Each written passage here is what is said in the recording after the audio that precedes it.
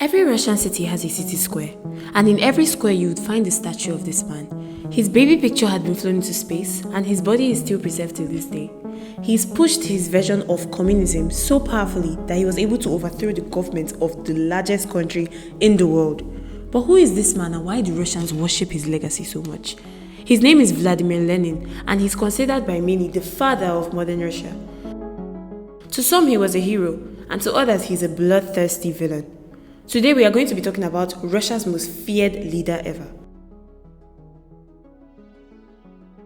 Vladimir Ulyanov was born in 1870 in the Russian provincial town of Simbirsk.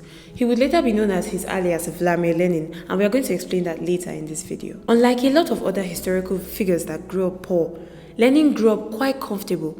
His father and mother were both financially comfortable. His father, Ilya, was the director of public schools for the entire province, while his mother was a descendant of a rich and powerful Jewish family. At that time in Russia, they were considered to be Russian nobility. That's why Lenin and his brother, Alexander, who was later killed in an attempted coup against the king, were far more educated by the average Russian. He basically went to St. Petersburg to study, joined a group of revolutionaries who poorly planned a coup, attempted to assassinate the king, were caught and executed. Alexander, being from a noble family, Tsar Nicholas II asked Alexander to apologize and be set free, but he chose to die with his compatriots. Wow. Lenin himself got admission to study law in university, but like brother, he took part in a protest against the university, was caught and expelled.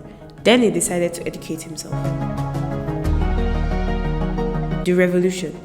Tsar Nicholas II released the lower peasants from serfdom. That meant they no longer had to serve their wealthy landowners. While this was a wonderful development, it didn't work out as he had planned. The economic situation hadn't really improved. At that time, Russia was considered decades behind in progress to the rest of Europe. But of course, this had been the situation for most of humanity's history. The wealthy take all and the poor take none. Not until a group of factory workers decided to hold a peaceful demonstration to ask the Tsar for better working conditions and a little increase in pay in St. Petersburg. They weren't violent or aggressive. It is rumored that the Tsar ordered his men, to open fire on the crowd, killing hundreds of innocent people.